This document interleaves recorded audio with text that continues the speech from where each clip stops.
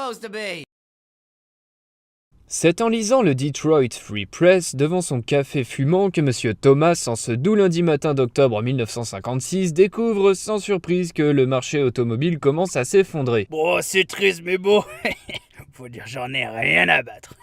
Pensa-t-il avant de tourner la page pour lire les bandes dessinées. Son poste de designer chez Cadillac n'était pas impacté par la crise. Lorsque Thomas n'était pas dans une soirée alcoolisée ou dans une fille de joie, il errait dehors à la recherche d'inspiration pour dessiner le soir devant son bureau les concepts automobiles luxueux de demain. La bouche pâteuse et le regard vide, il remit les esquisses du nouveau modèle 58 à son chef, Ed Glowacz, un homme sympathique malgré sa droiture, son costume italien sur mesure et sa coupe de cheveux élaborée au micron près, quotidiennement figé par une laque dont le prix n'a d'égal que celui des Egna neuves qu'il a au pied. Glowacz confia à Thomas l'équivalent de 200 € actuels et le renvoya immédiatement s'acheter une chemise plus présentable. Ce dernier emportait une rose à carreaux bleus, laquelle lui avait été offerte par sa belle-mère pour ses 33 ans, le type de chemise qui occupe le fond du placard et que l'on ne met que dans les cas d'extrême détresse. Ed Glowacz était un mégalomane. Son obsession pour le détail et la perfection était telle qu'il avait même une attirance sexuelle pour les objets ostentatoires. Tous les allants des Cadillac, c'était son idée.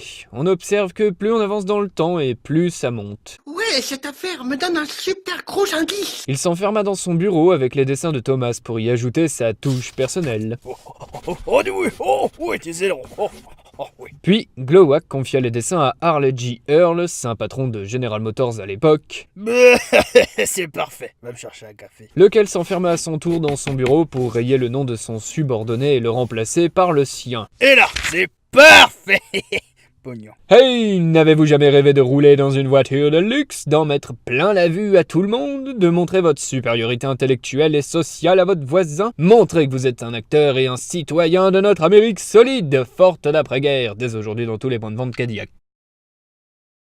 De retour chez eux, Monsieur et Madame Gilbert, après avoir passé l'après-midi chez leur fille et son mari, ne peuvent s'empêcher de commérer dans le dos de celui-ci. Lui, il le trouve inintéressant, mais qu'importe, il a un bon poste, et elle le trouve mentalement limité, mais très talentueux. Elle se réjouit de la chemise à carreaux bleus qu'ils lui ont offerte, c'est le cadeau parfait pour établir un code de confiance. T'as intérêt à mettre ça chaque fois que je te revise, sinon... c'est la pété. Monsieur Gilbert, cadre dans l'un des plus gros hôpitaux de l'Ohio, pestait comme à son habitude contre le manque d'organisation et d'efficacité quant à la prise en charge des blessés. Lorsque Madame Gilbert lança son machinal « à table », elle entama le repas par « Au fait, j'ai une idée, ne penses-tu pas qu'un service d'ambulancier serait la solution à vos problèmes ?» Monsieur Gilbert rétorqua par « Bah ouais, mais il nous faut des grosses bagnoles qui permettent de transporter du gros matos, des gros blessés, en Amérique je te rappelle, des médecins, il faut que le patient soit confortablement installé, en sécurité, que les chauffeurs soient expérimentés, et blablabla et rebla. Aucun véhicule actuel ne répond à toutes ces contraintes. Et ton imbécile de gendre avec son affreux paquebot là, il peut pas nous aider? Téléphone à ton ami Hank, c'est pas lui qui transforme les voitures des rustres en cigares roulants? Dis-lui qu'il a qu'à passer chez Cadillac, en plus je suis sûr qu'avec le petit on peut avoir des prix. Monsieur Gilbert avait déjà le combiné en bakélite à l'oreille. Il commanda à son ami Hank, chef d'atelier chez Miller Meteor, 40 ambulances pour acheminer les blessés dans l'hôpital et 40 corbillards pour vider les chambres. Le père de Hank, fondateur de A.J. Miller, fabriquait depuis 1915 des bus et des ambulances vendus sur commande à des prix exorbitants. Lorsque le fils unique reprit l'affaire, il fut contraint de faire participer son entreprise à l'effort de guerre en construisant des coques de bateaux, des équipements métalliques pour véhicules militaires. Le bombardement de Pearl Harbor en 1941 contraignit le gouvernement à réquisitionner les usines. Le groupe Wayne Works racheta 2 entreprises, Meteor Company et A.J. Miller, afin de survivre en les fusionnant. La nouvelle Miller Meteor Company n'avait alors pas l'accès aux matériaux et aux châssis nécessaires à la production d'ambulances. De plus, le marché du corbillard était dominé par Sayer et Scoville, les gothiques de l'industrie automobile. Jusque dans les années 60, ce sont des vannes et des véhicules de police réquisitionnés qui servaient au transport de blessés. Un jeudi ensoleillé de juillet 1957, Hank reçut un appel d'un ami haut cadre dans le milieu hospitalier qui lui commanda 80 véhicules pour équiper l'ensemble des hôpitaux de l'Ohio. Ce coup de fil changea instantanément l'avenir de Miller Meteor, qui devint le premier constructeur mondial d'ambulances et de corbillards sur châssis Cadillac. Rien que les droits de nos brevets, ça va juter, tiens, du fric à faire baver les plus riches. Sayers et Scoville se concentrant désormais sur les véhicules blindés présidentiels. Pourquoi Cadillac? Parce que ce sont les véhicules les plus gros, les plus spacieux, les plus confortables du marché, aussi bien en tant que passager, mais aussi en tant que conducteur. Les suspensions pneumatiques et la conduite souple en font le véhicule professionnel idéal. De plus, l'industrie du luxe ne connaissant pas la crise, les États-Unis peuvent faire la guéguerre où et quand ils le souhaitent, sans que cela ne perturbe l'acheminement des pièces. Cadillac 59Z062 sort de l'usine de Clark Street à Détroit en 1959. Parmi elles, 199 autres voitures au châssis renforcé sont livrées à l'usine Miller Meteor de Bellefontaine dans l'Ohio. Il s'agit de Cadillac 62 sedan 4 portes de 4e génération baptisé en interne série 68 châssis commercial. En gros, ce sont des voitures destinées à être vendues uniquement à des carrossiers indépendants pour équiper des ambulances et des corbillards. Miller Meteor s'occupe de transformer la voiture de loisirs pour familles aisées américaines en outil de travail premium. Les chromes sont posés à la truelle, des avertisseurs sonores et lumineux dignes des plus grandes œuvres de science-fiction sont posés, et leur emblème clinquant coûterait un mois de salaire au chauffeur. L'intérieur de 59Z062 a été aménagé pour recevoir du matériel médical, un brancard et une blouse blanche. Est alimenté par un V8 390 CI, soit 6 litres 4, essence de 345 chevaux à 4800 tours-minute, couplé à une boîte automatique 4 vitesses. Mais ces chiffres deviennent transparents face à ces 3 tonnes, à ses 6,32 mètres de long, ses 2 mètres de large et son empattement de 4,3 mètres. 4,3 mètres, une Prius tiendrait presque entre ses roues. Et la consommation, vous faites bien une idée. Après toutes ces étapes, elle sera livrée au client sous le nom de Miller Meteor Futura numéro 59Z062. Comme son nom l'indique, elle va servir d'ambulance pendant à peu près 23 ans, puis elle sera mise en vente dans le fond du jardin pendant 2 ans jusqu'à ce qu'un mec se pointe, l'air intéressé. C'est en lisant un article de science sur la physique quantique devant son café fumant que Dan, en ce doux lundi matin de septembre 1982, découvre la possibilité d'existence d'univers parallèles. Inspiré, il se mit à écrire un scénario sur le sujet pour son ami du Saturday Night Live, John, afin de se remettre en scène après le succès des Blues Brothers. Malheureusement, John décède peu de temps après et Eddie refuse le rôle que Dan lui a proposé. Lâche-moi le cul, mec. Mais t'as un trombone à coulisses dans les fesses ou quoi, mec? J'en veux pas de ton chasseur d'ectoplasme, mec. Ouais, mec, je suis le flic de Beverly Hills maintenant. Dan finalise son premier jet avec un autre membre du SNL bien plus connu en tête, Bill, très intéressé mais pas encore pleinement engagé. Dan a besoin d'un réalisateur, c'est Ivan, l'ami d'un ami, qui va s'acquitter de cette tâche, mais celui-ci reste sceptique. Niet, ton film va être trop cher, pas réalisable. On va le travailler ça avec un de mes amis. Monte dans la voiture. J'ai dit, monte. Harold, autre réalisateur et ami de Bill, tiens donc, se joint au duo et tous les trois se rendent sur l'île des présidents, lieu de vacances pour chefs d'État. Est-ce que je dois appuyer sur le bouton rouge? Oh non, je vais plutôt reprendre un autre cocktail. Après tout, c'est les vacances. Yippee! Le trio façonne leur scénario, trouvant des rôles distincts et les lieux. Ghostbusters était né.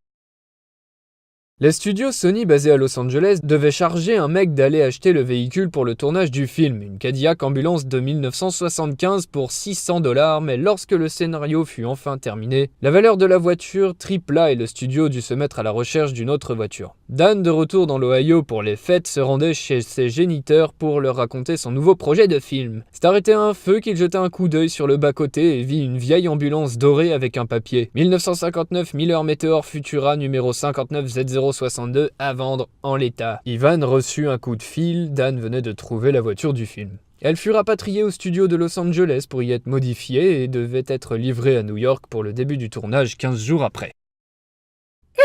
Je suis un peignant en noir mat, genre corbillard, avec des lumières violettes et une sirène horrible. Ça ferait genre super glauque, non? Il faut la peindre en blanc, sinon on ne la verra pas dans les scènes nocturnes. Je vais te dessiner un logo trop stylé, je peux le mettre? Briot, je crois qu'on va être obligé de raquer pour se prendre un designer. Avec aussi peu de temps, il fallait qu'Ivan trouve une solution rapide. Grâce au bouche à oreille, un certain Stephen Dan se pointa à son bureau le lendemain avec un gros bouquin sous la main. Toi, qu'est-ce que tu sais faire? J'ai bossé comme designer sur Bouka Robinson et Rouge. Tsuka, film de Briot. Quoi d'autre? Directeur artistique pour Blade Runner. Tu commences demain. C'est donc Stephen Dan et son équipe qui se chargèrent de l'esthétique de la voiture. Il y avait aussi les Proton Pack et le Ghost Trap, mais ça on s'en fout. À partir de ce moment, la Miller Meteor Futura, numéro 59Z062, devint Ecto 1. Elle avait été pensée pour être sophistiquée, capable de se dématérialiser et de voyager dans toutes les dimensions, mais une ambulance fumante à peine roulante était beaucoup plus crédible compte tenu de la situation bancale des 4 personnages. Ça y est les mecs, c'est cool, j'ai trouvé la bagnole.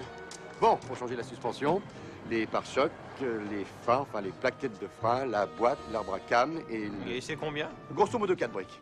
Faudra peut-être prévoir aussi les segments, les joints de culasse. Dan était uniquement chargé de concevoir quelque chose à adapter sur la voiture qui devait évoquer en un clin d'œil la fonction des personnages qui se trouvaient à l'intérieur. C'est cet amas simpliste de déchets peints trônant sur le toit qui donna à Ecto 1 son statut d'icône du cinéma. Il s'agit d'un ensemble de bidons et de pièces en plastique colorées ornées d'autocollants montés sur un châssis métallique peint en noir. Les 4 bidons jaunes sont de simples récipients, les 2 canons rouges forment une antenne télé montée sur un moteur électrique, de même que la demi-bulle en plexi censée évoquer un radar aérien, et enfin le plug anal au bout d'une tige est imaginé comme un radar naval, accompagné de 2 antennes radio. L'échelle côté droit a été ajoutée pour aller assembler tout ce bazar là-haut, puis laisser là parce que ça a de la gueule, et enfin les tuyaux d'évacuation de haute aspirante côté gauche permettent aux scientifiques de cuisiner à l'arrière du véhicule. De loin c'est très réaliste, mais on se rend compte de l'aspect maquette de la voiture. C'est le contraste entre la simplicité avec laquelle la voiture a été pensée dans un laps de temps très court et l'impact planétaire qu'elle a encore aujourd'hui qui est intéressant. L'installation semble découler de technologies militaires avancées de l'époque, bien qu'Ecto 1 n'ait qu'une fonction de transport dans le film et pas d'outils permettant la traque des fantômes. Ce sont les maquettistes des studios Warner qui ont fabriqué les pièces et monté l'ensemble final. Pour remercier Dan qui n'a pas touché à la voiture au final, les producteurs ont mis son nom dans le générique de fin. Enfin, il passe de Stephen à Steven et de directeur artistique à consultant matériaux. Ce qui s'appelle un foutage de gueule en règle. Ah, le mythe de l'administration de merde et de la direction qui se tire tous les mérites touche aussi le monde du cinéma, visiblement. Ecto 1 attire autant d'attention que les fesses d'une hôtesse de l'air passant par l'atelier de maintenance pour rejoindre son bureau. En 1984, après que le film soit sorti, un des membres de l'équipe prit le volant pour faire la promo du film dans New York. Tous les gens la suivaient du regard, ce qui causa pas mal d'accidents en pleine ville. La production commença le tournage de Ghostbusters 2 en 1988 avec Ecto 1 dans son jus qui exhalait de réelles fumées blanches épaisses que l'on peut voir sans trucage dans les premières séquences du film. Elle rendit l'âme plus tard sur le pont de Brooklyn en plein tournage, créant un embouteillage monstre, la police de New York jubilant à l'idée d'adresser une amende conséquente aux producteurs de la série. L'Ecto 1 original fut stocké sur un parking derrière un des bâtiments des studios et abandonné à la rouille et au vol de pièces après 30 ans d'activités diverses et variées et une histoire bien chargée. En 2013, suite à la publication d'une photo de l'épave sur Instagram, un comité de fans un poil hystérique signa une pétition pour la restaurer. C'est un atelier spécialisé dans la création de véhicules en tout genre pour l'industrie du cinéma qui s'en chargea. Ecto 1 est toujours la propriété de Sony et est exposé sur le parking du studio à Culver City, également utilisé pour des événements. Mais dans la rue, c'est un véritable objet culte. Certains stands de Ghostbusters sont prêts à s'endetter à plus de 50K ou à vendre leurs femmes, enfin, s'ils en ont déjà eu une, pour créer leur propre réplique. Ceux qui n'ont pas les moyens transforment leur voiture en Ecto 1, permettant de remplir 5 volumes complets du Ridicule ne tue pas aux éditions Misère humaine, et au passage d'entretenir le mythe Ghostbusters, même si les limites sont parfois un peu trop dépassées. Ce que l'on remarque, c'est que la notoriété de cette Cadillac de 59 n'a jamais faibli en 50 ans, elle a juste changé de public. Elle a commencé comme voiture de prestige, symbole de réussite sociale, puis s'est transformée en voiture utilitaire opérée par des ouvriers, et a terminé sa course dans les mains de 4 glandus pour au final obtenir le titre d'icône incontestée de la culture populaire. Ce ne sont pas les objets qui définissent ce que nous sommes, c'est ce que l'on en fait et la façon dont on les utilise.